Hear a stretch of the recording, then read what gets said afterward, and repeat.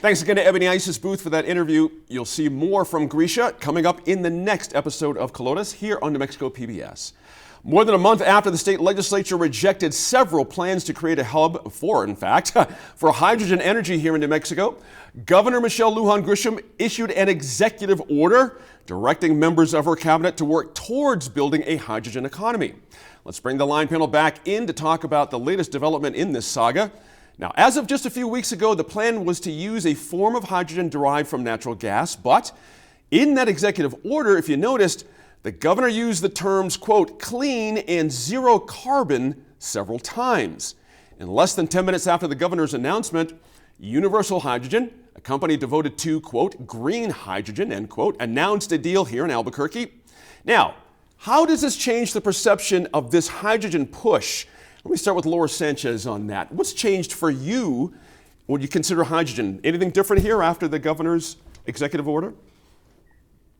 Well, I think that it's important to think back to where we were at the time that the ETA was being talked about. And that was, in my opinion, that we needed everything on the table approach to addressing climate change, but also addressing our energy needs in the state. President Obama approach, right?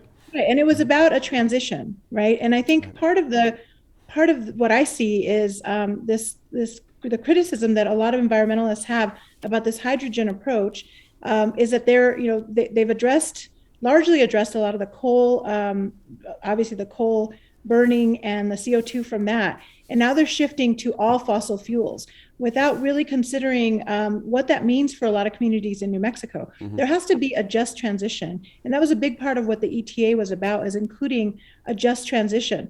And so for what the governor has looked at, along with other states in the region, and using or leveraging federal funds, is to try to figure out a way to transition into cleaner energy, but also continue to support communities that have that as a resource. And I think as we see right now what's happening geopolitically around the world, obviously with Ukraine and all the problems with gas and so forth, we're increasingly connected worldwide, and resources that we have in New Mexico are still viable for addressing some of the not just environmental issues, but also addressing some of the supply issues around the world.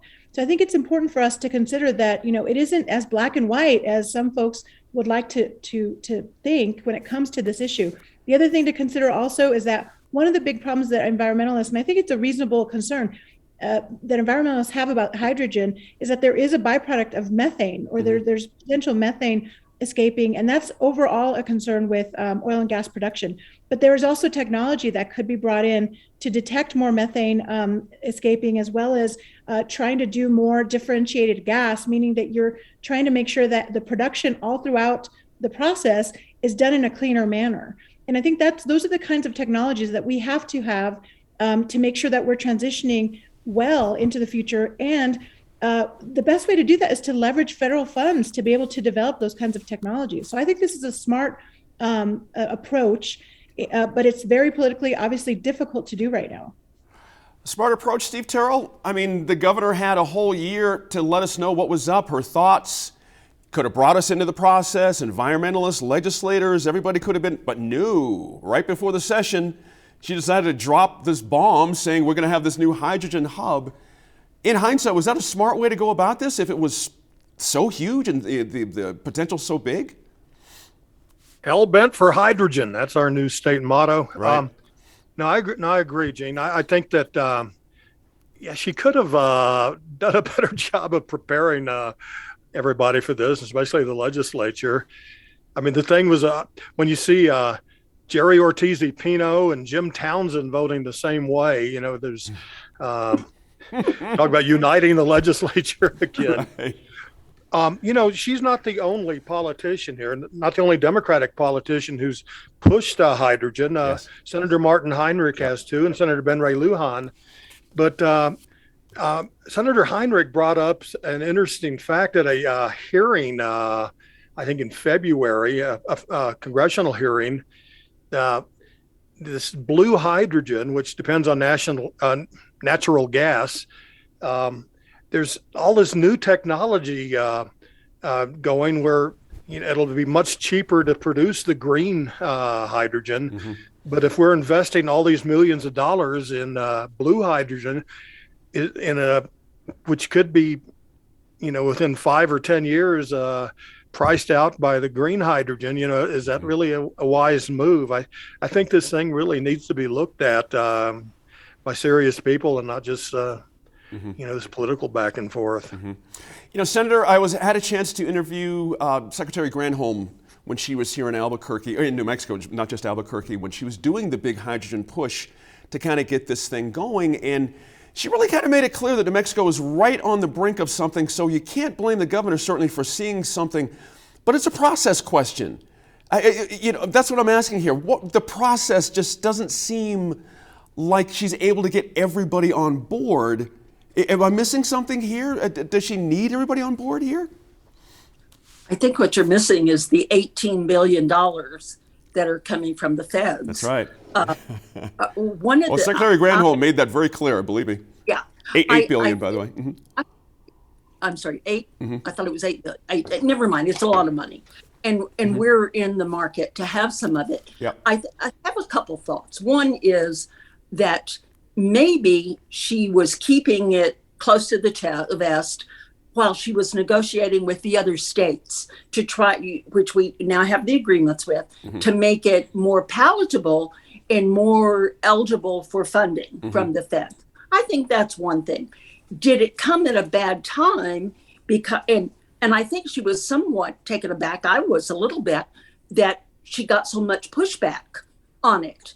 And then you start reading into it, and as Laura and Steve have said, you understand why that was occurring. But then there's a part of me that goes, okay, did that pushback come from the reasons they give, or is it once again the age-old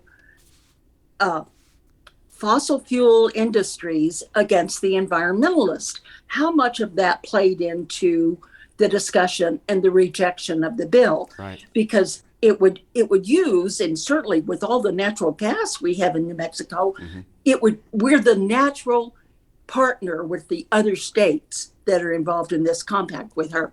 So to me, I'm still sitting on the outside going, okay, lots of money, lots of jobs, a step toward cleaner energy in New Mexico. Why all this pushback against it, right, for her and her moving forward to do it? Interesting points there. And I think sometimes you have to be a true leader and step up and say, guys, you took the wrong turn on this one, so we're going to go. I don't. Laura, your thoughts on that? I have a question for you, but I'm interested in your follow-up to what Senator just mentioned.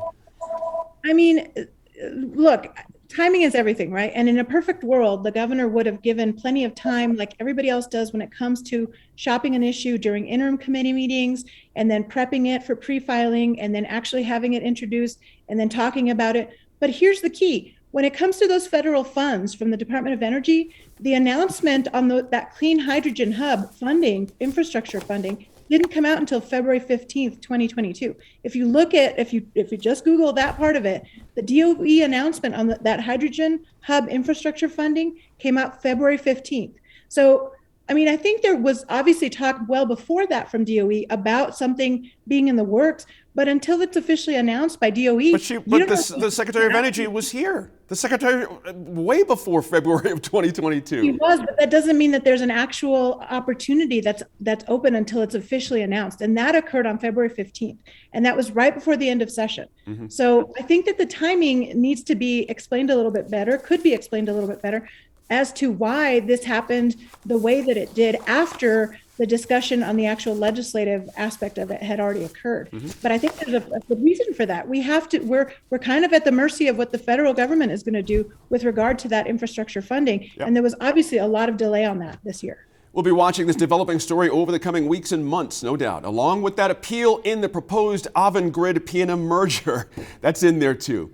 Thanks to our panelists once again. We'll check back in with them in about 20 minutes to talk about the organized effort to keep the Democratic Party from inching further left.